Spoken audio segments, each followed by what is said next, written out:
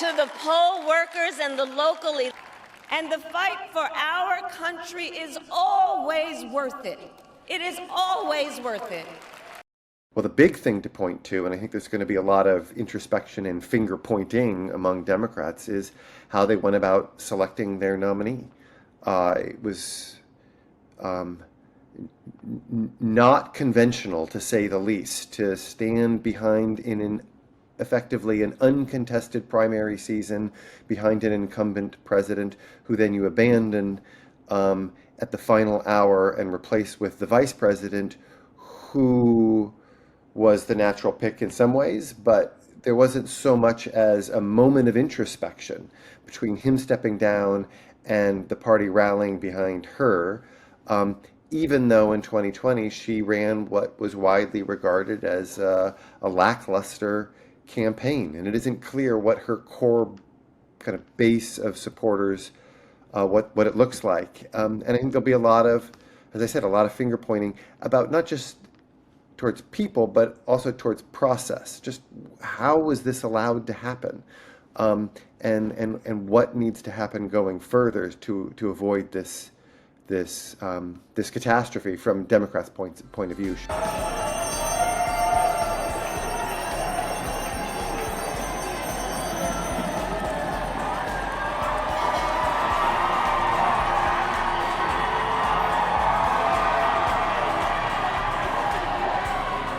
I think in retrospect, one of her biggest challenges wasn't about her. It was about the fact from the start you were running a candidate who was tied to a deeply unpopular administration. And once you see that, and that made it hard for her to position herself as the candidate of change, you will ask what made him unpopular, and why were his economic policies doing poorly, and immigration policies, even when there's metrics that show he's quite successful. So I think that conversation is going to happen. And then there's also going to be the conversation of why didn't he open the door earlier on to primaries, caucuses, or even her running by just running, governing for one term and being cognizant of his own limitations with age. All of that conversation is definitely coming, and it will impact his legacy. I think a president who did a lot will be also remembered for a president who was part of opening the door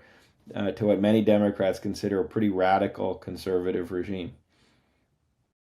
There's also a reaction still about sexism, about race toward a female black presidential candidate. I think as a historian, it's hard to escape the idea that that was part of what went wrong too.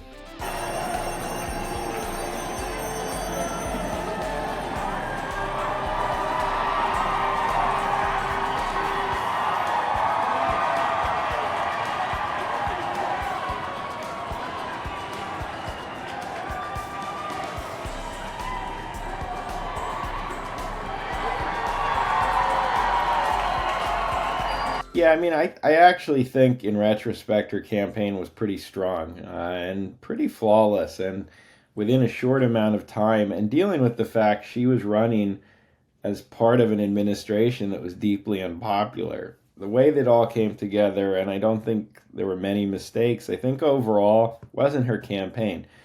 So it was either about how people perceive the administration, which is tied to the campaign, but it's not the campaign itself, factors about her disconnected from how she performs, or these other issues which loom large in the electorate. No matter who we are or where we start out, is why I am here to say, while I concede this election, I do not concede the fight that fueled this campaign.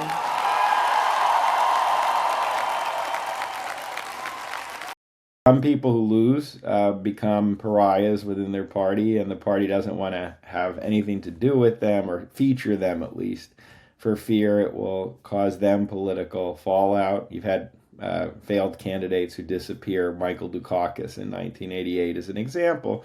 You have some, like Hubert Humphrey, who actually get back into politics. He went back into the Senate and still remain a voice, not in presidential politics, but on Capitol Hill and in liberal organizations. And Then you have someone like Richard Nixon, who lost in 1960 and then runs and wins the presidency 8 years later. So I think with the history, there's really different paths someone can take, and it's hard to know.